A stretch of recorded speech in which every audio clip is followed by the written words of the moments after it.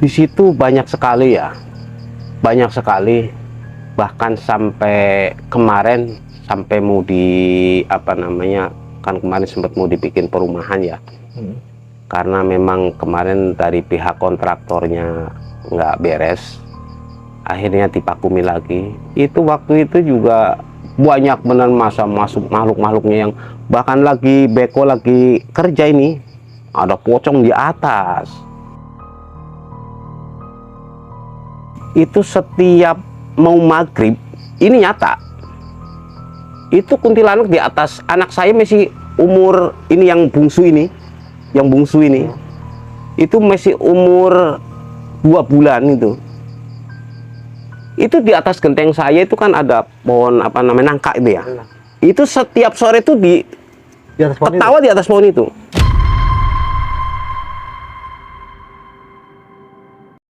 Assalamualaikum warahmatullahi wabarakatuh. Balik lagi di Gelap Malam Story dan masih bersama gua Bang Dul. Nah, pada segmen horor kali ini lagi gua telah kedatangan salah satu narasumber yang pastinya akan menceritakan kisah kejadian horornya waktu dia tinggal di salah satu rumah yang sudah lama terbengkalai. Langsung aja kita berkenalan dengan narasumbernya. Assalamualaikum Abah, sehat Wah? Waalaikumsalam warahmatullahi wabarakatuh. Kalau boleh tahu nih, dengan Abah siapa ya? Abah Nur. Abah Nur. Ya. Ini Abah Nur ini kan punya channel juga nih, Bah. Alhamdulillah punya. Kalau boleh tahu, Bah, nama channelnya apa tuh, Bah? Abah Nur Official. Abah Nur Official. Ya. Itu tentang apa tuh, Bah? Ya, sebagian tentang misteri, juga gado-gado lah. Oh, gitu. Berarti Apa kalau aja. misteri ini penelusuran juga, Bah? Ya, betul. Nih, teman-teman, kalau kepo bisa langsung nih klik ke channel Abah Nur. Nanti gue taruh di sini nih ya. Nih, Bah, cerita yang pada malam hari ini mau dibawakan tentang kejadian apa sih, Bah? Kejadian masalah kehidupan saya ya, temannya.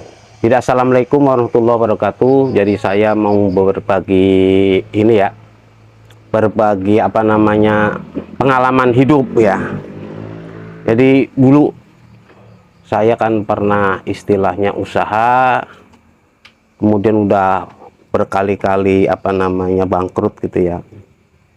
Nah, yang ketiga kalinya bangkrut itu saya itu sangat fatal ya, sangat ini benar gitu, di titik nol sekali, sangat tragis banget gitu, Bah. ya. Udah begitu saya karena ngontrak pun udah nggak mampu waktu zaman itu. Oke, Bah, nanti Ya. dilanjut lagi, Bah ya. Siap. Terima kasih juga nih buat teman-teman semua yang sudah subscribe Gelap Malam Story. Semoga teman-teman semua diberikan keberkahan rezeki yang berlimpah oleh Allah Subhanahu wa taala. Amin. Nah, buat teman-teman juga nih yang belum subscribe, bisa langsung aja subscribe, like, komen, dan aktifkan lonceng notifikasinya. Biar gue lebih semangat lagi nih ngedatangin narasumber dan bikin konten-konten horor. Tanpa berlama-lama, langsung aja kita masuk ke ceritanya.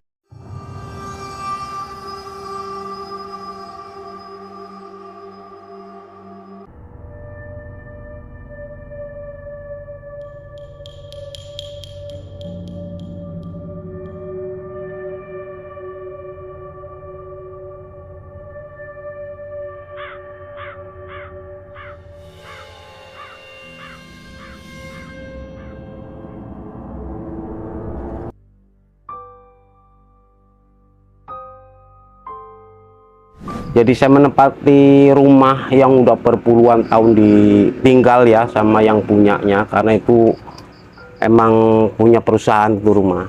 Rumah juga sangat besar sekali. Jadi rumah itu orang lewat kalau sudah maghrib itu udah nggak ada yang berani di situ. Sepi banget tempatnya, Bang. Sepi sekali. Berhubung karena saya nggak punya uang untuk kontrakan waktu itu, karena usaha habis sekali, habis itu. Bangkrut, pokoknya titik nol sekali. Itu terpaksa sekali saya membawa keluarga saya ke tempat itu.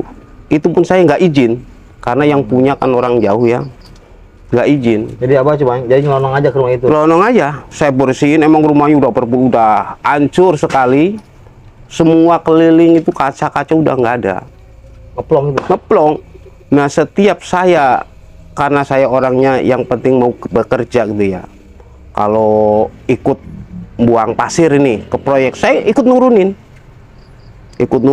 kemudian di proyek biasanya ada triplek yang bekas itu, Saya bawa pulang buat nutupin itu, yang bolong-bolong itu sampai rapet, itu sampai rapi. Sesudah rapi, saya bawa keluarga ke situ. Kebenaran istri saya itu waktu hamil yang ke anak keempat itu, yang perempuan itu, sampai lahir di situ. Di rumah itu? Iya. Nah, pada waktu itu anak saya mau lahir, istri mau lahir, saya nggak punya duit sekali. Sepeser pun nggak? Sepeser pun nggak punya duit. Saking susahnya, Pak ya? Saking susahnya. Tapi alhamdulillah, Allah Maha Besar ya, Allah Maha Pengasih. Pas istri saya lahir, itu ada teman-teman saya yang lama nggak ketemu gitu. Itu ngelalah main ke rumah saya. Ke rumah yang itu? Iya, main. Kebenaran istri saya lagi lahir, ya itulah. Alhamdulillah saya bisa bayar apa namanya rumah sakit sama dukun beranak itu. Alhamdulillah kebayar itu. Itu benar-benar ini. Dan setelah anak saya lahir 2 tahun kemudian, kalau nggak salah 2 tahun. Nah di situ emang saya apapun pekerjaannya yang penting halal, saya hayu terus.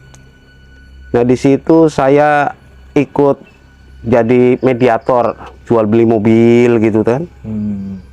Nah Showroom itu berjalan, showroom ya alhamdulillah berjalan. Tapi rumah itu emang pada dasarnya walaupun angker atau gimana itu ya, emang angker sekali. Emang istri saya orang yang pemberani gitu ya. Walaupun saya ditinggal kemana, berani, Pak ya? Berani. Takut Bahkan juga. pernah ada 2 malam itu saya nggak pulang malam kerja itu, sampai ditemenin tidur sama penghuni yang di situ, istri saya. Istri siapa? Iya, Itu kalau boleh tahu nih sosoknya apa tuh? perempuan. Perempuan? Ya, perempuan yang rambutnya merah sekali itu, tapi orangnya cantik gitu. Cantik tapi merah rambutnya. Jadi yang saya paham ya, yang saya lihat itu, jadi rumah itu sejenis kayak untuk pertemuan para makhluk halus di situ. Itu. Jadi alhamdulillah istri saya walaupun saya tinggal kadang pulang malam pun nggak ini ya, berani aja gitu. Padahal kan di situ nggak ada anak lelaki ya, perempuan semua anak saya. Tapi kalau boleh tahu nih, Bah, di situ ada tetangga sebelah? Jauh. Gitu? Jauh. Berarti rumah tuh benar sendiri di situ? Sendiri satu. Di dalam kebun luas. Oh. Nah setelah itu anak saya 2 tahun, di situ saya mengalami ada keganjilan gitu ya, sampai sempat mati suri segala di situ. Siapanya? Ya mati suri sampai sehari semalam itu. Saya pun nggak ini ya, tahu-tahu begitu dari malam maghrib ketemu maghrib lagi. Untungnya ada orang yang ngerti ya, orang-orang situ ya, begitu saya dibilang udah meninggal. Nah adalah orang tua datang ke situ, udah biarin jangan di ini dulu, mungkin ada kelainan atau gimana gitu ya. Akhirnya benar alhamdulillah sampai pas maghrib lagi itu saya sadar ya udah rame. Tetangga-tetangga pada datang? Iya, tetangga-tetangga, teman pemuda, bahkan pemuda situ udah rame pada. Saya juga kaget. Ya pada saat itu sih ya, waktu itu yang saya ingat itu ya, saya itu masuki lorong hitam gitu ya. Jadi masuk lorong hitam terus itu. Nah begitu nyampe yang terang itu, yaitu ya semua segala apapun di situ ada. Contohnya, Pak? Contohnya seorang yang sudah meninggal pun ada gitu. Oh, Kayak gitu. Berarti kebuka tabir gitu? Iya. Nah waktu itu saya baru ngelihat itu adalah sosok orang tua ya, narik ke saya, udah kamu jangan ke situ, dia bilang. Itu lama loh, 1 malam apa, 1 hari 1 malam tuh ya, berarti kenanya itu. Itu begitu saya ditarik pulang, ya itu saya sadar. Begitu sadar, orang itu udah rame di sekeliling kita loh. Ada apa ini? Bingung, Pak ya? Bingung. Bahkan besoknya saya main ke depan ke tempat tongkrongan gitu ya. Saya titik, lah katanya kamu udah meninggal gitu. Sampai begitu orang-orang itu. Teman ngomong gitu? Iya, katanya kamu udah meninggal. Wah, enggak, saya bilang kan gitu. Itu. Saya sampai mengalami begitu. Dan juga sampai nggak lama lagi kan terus yang punya tanah datang itu gitu kan. Terus saya minta izin, Pak, saya kan nggak punya tempat tinggal. Ya ini orang sangat besar sekali lah. Akhirnya bagaimana andai kata ini rumah saya urus, Pak? Alhamdulillah dipersilahkan. Ya udah terus nggak apa-apa kalau kamu ya. gitu. Nah disitulah saya alhamdulillah dapat keberkahan, mulai istilahnya ekonomi mulai berjalan lagi. Karena walaupun baik mana saya itu orangnya gak gampang nyerah gitu ya, malah soal usaha gitu, kerja apapun bentuk kerjaan yang penting halal gitu. Yaitu alhamdulillah sampai saya emang dia punya tanahnya lega itu, terus saya suruh kerja di situ. Alhamdulillah dikasih kerjaan Di rumah itu? enggak, di tanah itu. Oh, tanah itu. Karena tanah itu kan produktif ya, mau dibikin apa gitu kan. Sampai dapat 1,5 tahun di situ saya kerja. Nah di dalam 1,5 tahun alhamdulillah saya bisa usaha lagi tuh, bisa kebeli mobil lagi. Iya. Di situ kebeli mobil lagi, bisa usaha lagi, alhamdulillah. Nah sampai istilahnya waktu itu sampai bisa jual beli mobil segala itu, jual mobil second itu yang jelek-jelek itu, alhamdulillah di situ saya. Sampai istilahnya tahun berapa itu, 2004 itu ya, 2004 itu saya pikir ya apa namanya, emang saya udah tua gitu, di mobil juga udah capek gitu ya. Yaitu saya mulailah apa nih saya kerja. Nah saya mulai buka lapak rongsok itu di sana ya, di depan itu saya nyewa tanah, buka lapak rongsok. Nah udah begitu, karena apa namanya kemarin tuh corona ya, bangkrut lagi tuh. Bangkrut lagi? Iya, bangkrut lagi. Habis bangkrut, udah saya jadi security. Sampai jadi security segala saya. Apapun kerjaan. Apapun kerjaan yang penting halal tuh saya. Tapi ini, Bah, tadi kan Abah cerita tuh di rumah itu kan ada perempuan tuh ya. Iya. Itu kalau boleh tahu ada sosok lain ya selain perempuan itu? Di situ banyak sekali ya, banyak sekali. Bahkan sampai kemarin sampai mau di apa namanya, kan kemarin sempat mau dibikin perumahan ya. Karena memang kemarin dari pihak kontraktornya nggak beres, akhirnya dipakumi lagi. Itu waktu itu juga banyak benar masa masuk makhluk-makhluknya yang bahkan lagi beko lagi kerja ini, ada pocong di atas. Di atas bekonya? Di atas beko. Itu jelas tuh. Jelas itu yang real. Yang lihat cuma si Abah aja pada banyak orang. Banyak orang. Banyak orang. Bahkan ada yang nemu ular itu ya. Kan ular sancanya itu banyak sekali itu ya. Itu dapat tuh ceritanya tuh. Karena itu kan dibersihin semua kan. Orang ilalang juga tinggi-tinggi kan. Waktu saya di situ juga ilalangnya tinggi-tinggi. Itu nemu ular dijual. Dijual? Nah, dijual. Orang itu yang jual ular itu nggak bisa pulang. Maksudnya nggak pulang duluan? Nggak bisa pulang ke rumahnya. Kan dianterin ke Padang Panjang kalau nggak salah itu jualnya itu. Itu nggak bisa pulang. Terus akhirnya? Akhirnya ya alhamdulillah ada yang kenal, terus dijemput kan, dijemput bawa pulang, suruh kembaliin lagi tuh ularnya. Oh berarti gitu. bukan ular sembarangan. Dari situ banyak ya? bener soal misteri itu banyak sekali gitu. Terus ada yang namanya yang saya ini ya, Nyi Janti itu ya, mungkin orang sininya pun nggak tahu ya.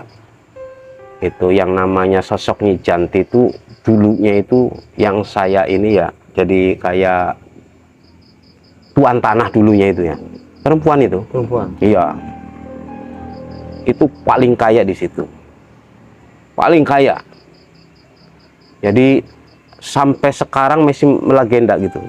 Oh berarti ini si Nijanti ini sosok makhluk halus ya? Makhluk halus. Tadinya seorang tuan iya, tanah. dulunya. Makanya dia tuh banyak yang penduduk situ, banyak yang inilah, banyak yang lihat gitu. Bahkan saya sendiri juga sering lihat.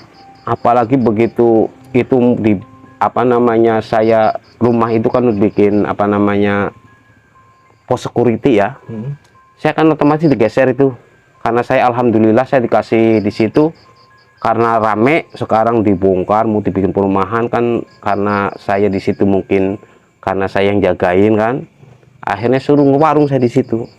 Nah pas ngewarung itu ada apa namanya makam belakangnya situ, itu namanya Nyi Saprah.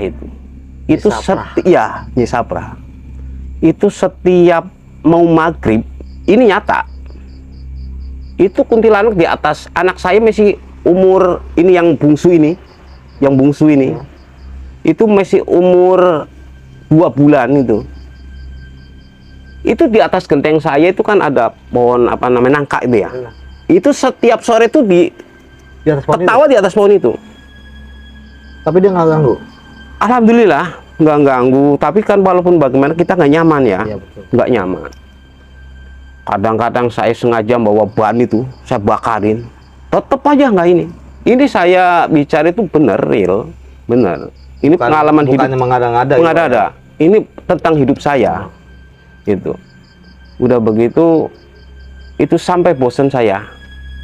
Asal mau maghrib, udah pasti duduk di situ, ketawa. Bahkan itu yang Nyi Saprah tuh bisa terkenal paling galak di situ. Sosok kuntilanak ini? Kuntilanak paling galak gitu. Itu kalau boleh tahu nih galak kenapa tuh? Dulunya kata orang situ itu meninggal pas lahiran. Oh. Melahiran, Iya. posisi anaknya masih di dalam itu meninggal. Iya. Katanya gitu ya. Tapi emang pada kenyataannya emang benar begitu ya. Udah begitu sampai saya bosen ceritanya. Ini dibakarin ban gede itu kan, apinya gede bener ya. Itu nggak ngaruh sama dia. Nggak pergi dia? Nggak pergi. Cuek aja gitu? Cuek ya. Nanti kalau habis maghrib bunyi nih, ntar jam 1 malam bunyi lagi. Dia bunyinya ketawa gitu? Ketawa. Sampai bosen saya ceritanya. Apa ya, saya cari kelemahan terus. Terus kata orang kan, wah kuntilanak lu takut sama jala itu, jala yang pakai apa namanya benang ini ya, benang apa namanya, itu takut katanya. Tetap nggak bisa, nggak ngaruh. Jadi ini mas saya iseng-iseng ceritanya. Saya ke bengkel elas ceritanya. Kan orang elas biasanya ada tai-tainya itu, las-lasan itu ya, itu kan. Nah itu saya bawa segini, saya ngumpulin itu ke bengkel, saya kumpulin itu. Itu saya juga nggak tahu kata siapa, pokoknya saya kumpulin aja. Kalau ditimpuk pakai batu mah nggak bakalan ngapa-ngapa kata saya. Ini mah kan awalnya panas kata saya. Saya hanya punya insting ke situ doang. Feeling aja ya. Feeling itu. Ini awalnya itu panas kata saya. Walaupun nggak sakit panas kata saya kan itu. Saya bawa pulang tuh segini. Begitu mau maghrib itu ceritanya kan ketawa itu. Itu saya seburin pakai itu. Disitulah sampai anak saya besar nggak ganggu lagi itu. Sama sekali. Itu. Wah pokoknya sangat ini di situ Pak. Waduh, sampai sekarang pun ya udah rame kayak kemarin itu ya. Itu bangku kadang dibalik-balikin di situ. Sama sosok ini? Iya. Itu kalau boleh tahu nih, terus selama proyek ini memakan korban nggak? Enggak. Oh jadi cuman ada penampakan itu ya, aja? Penampakan doang. Intinya kan kalau di situ ya satu ya tata krama ya. Kata orang Jawa tata krama itu. Bahkan dulu mau disedot itu kan dulu banyak apa danu-danu gitu ya, mau disedot pun ya dengan istilahnya ada tata kramanya, selamatan. Alhamdulillah. Bahkan saya ularnya aja itu ya, yang namanya itu apa nih danunya itu kan kayak lebih luas dari lapangan itu ya. Itu saya pernah lihat mata saya sendiri nih, ularnya itu panjangnya sepanjang danu itu. Itu udah nggak ngerupa ular, udah lumutan gitu ya. Udah lumur gitu. Udah lumutan. Nah ada temen saya di situ karena dulu emang jalannya bagus, walaupun ini jalannya bagus ya, emang dulunya kan perusahaan ya, sebelum bangkrutnya dulu jalannya bagus. Nah dulu buat nyuci pasir di situ. Saya ngelihat ular waktu itu ya, itu lagi nyuci pasir kan pakai selang dimasukin ke danunya gitu kan, pakai selang yang gede, pakai apa namanya pipa itu yang gede itu. Nah dimasukin ke danau. Nah, pipa itu dinaikin sama ular itu, ditaikin itu, ditekan, tindihin itu. Kan mampet itu, nggak naik ke atas. Nah, yang punya ini cucian pasir katanya, Mas, coba itu liatin itu, saya mah takut kata dia kan. Udah begitu, saya lihat ke bawah. Ya itu ternyata saya pikir kayu kan, saking gedenya itu, saking gedenya, saya pikir kayu. Ternyata ular itu. Ular, begitu saya nanjak, udah orang yang punya itu udah pulang aja dulu lah. Lu kenapa? Udah pulang aja. Akhirnya lu pulang kan. Begitu balik lagi ularnya udah turun lagi kali ya. Itu panjang sekali ularnya. Itu bukan ular asli. Bukan. Ya? Bukan. Jadi pernah ada yang ini ya, apa namanya? Biasalah anak muda dulu kan suka main-main ini ya di air itu ya. Ini itu sampai ke bawah, itu masuk ke bawah itu. Jadi katanya di situ ada istana ya, di situ ada istananya. Emang di situ yang saya lihat kan ada gerbangnya gitu ya, ada gerbang kayak gitu, ada istananya. Pokoknya paling serem di situ, paling serem. Mungkin ya andai kata buat konten-konten sangat luar biasa lah di situ. Iya, benar. Dan di situ juga banyak cerita di situ ya. Apalagi kayak yang di bawah sebelah sono. Bahkan saya kan pernah itu ya. Jadi di situ ada dua golongan ya. Jadi dalam arti golongan itu ada yang makhluk yang tinggi-tinggi, gede-gede gitu. Iya. Ada yang pendek-pendek tapi tua. Itu tempatnya beda-beda. Oh, kayak beda wilayah gitu. Ya, beda wilayah. Jadi kalau yang pendek-pendek sebelah sini, karena waktu itu kan saya pas mau mati suri itu kan, sesudah waktu itu mati suri itu, yang namanya Nyi Kinclong itu yang nempatin yang di rumah itu namanya Kinclong itu. Nyi Kinclong. Ya, jadi orangnya kayak orang Belanda, putih, rambut merah itu kan. Bahkan adik saya datang dari Jawa, cuman sehari doang. Siang-siang diajak ketawa di situ. Sama Nyi Kinclong. Iya, itu wujudnya benar wujud. Oh, dia sih nggak jahil, tapi nggak jahil, cuma nampakin aja. Iya. Kalau itu di situ ada. Sampai gitu. bisa dikatakan apa namanya, ada sesepuh itu ya, sesepuh itu orang yang ini ya, yang terpandang lah, yang dibilang orang pintar gitu. Sampai ke saya, Pak Nur, kok berani sih di sini, gitu kan? Karena emang di situ terkenal ininya. Jadi nyata yang saya lihat itu di situ tempat pertemuan. Yang saya tempatin itu buat pertemuan dari makhluk-makhluk dari mana. Nah, saya tahu dari situ pernah saya itu nggak tidur. Kalau saya kan emang rumah saya emang tempatnya tempat angker, jadi saya itu bener-bener kalau malam itu nggak pernah tidur jagain keluarga saya.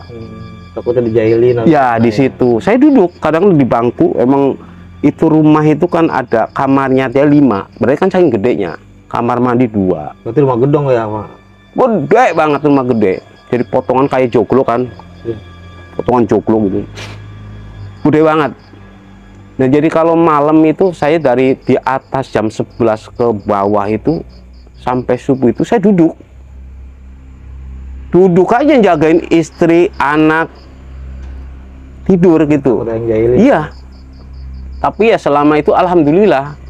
Bahkan saya yang kayak tadi saya bilang, saya kerja nggak pulang pun ditemenin.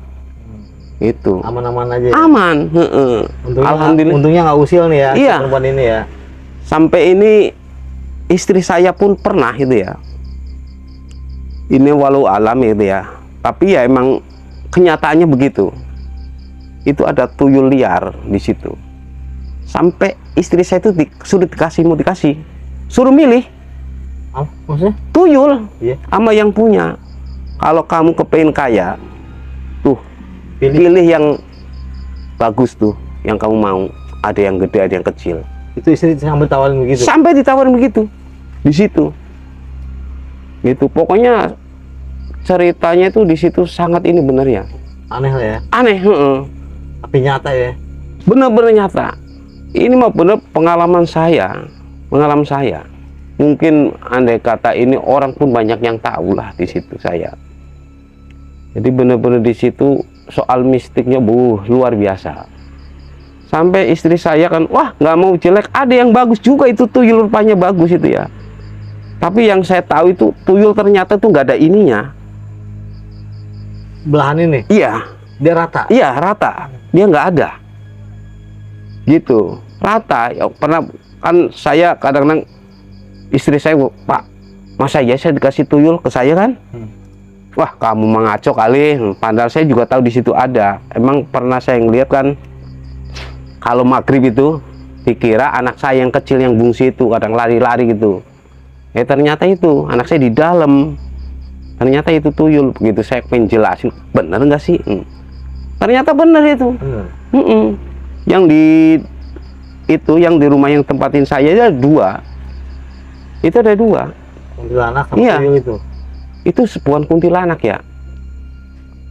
Yang saya lihat itu bukan kuntilanak, kalau yang itu ya, yang namanya kicilong itu ya. Jadi kayak sejenis siluman. Kayak jenis siluman sih. Tapi cantik. Itu kalau yang namanya kuntilanak kan dari ininya beda gitu ya. Tawan ya. Tauan. Kalau ini enggak. Bentuk wujud manusia. Cuman berbeda rambut merah doang. Rambut merah. Berbeda jenis lah. Ya, gitu. Jadi yang saya tahu kan kalau namanya kuntilanak itu berbeda. Dan makhluk di situ itu kayak yang kalau sejatinya makhluk itu kan yang saya tahu tuh hancur gitu ya, kan banyak hancur kalau dia utuh gitu. Kalau nggak ngewujudin muka seremnya dia. Enggak ngewujudin muka serem gitu, enggak. Ya, biasa kayak manusia, cuman bedanya ya gitu doang lah. Rambut merah, terus ya emang serem sih, tapi cantik gitu ya. Yang ngilangin ini ya karena dianya wujudnya bener, terus cantik, jadi nggak takut gitu. Kita juga kan sekali ketemu iya takut lah, lari saya juga gitu. Mungkin hanya begitu ya Bang Dul, nih cerita hidup saya. Mudah-mudahan buat teman-teman ini ya ada manfaatnya ya, karena walaupun bagian ini ya masalah kehidupan gitu. Terima kasih Abah ya. Ya sama-sama. Sorry, banyak juga nih pengalaman dari kisah misteri dari Abah nih. Yang kita contoh, ambil baiknya, ya, buang buruknya gitu. Mungkin itu aja.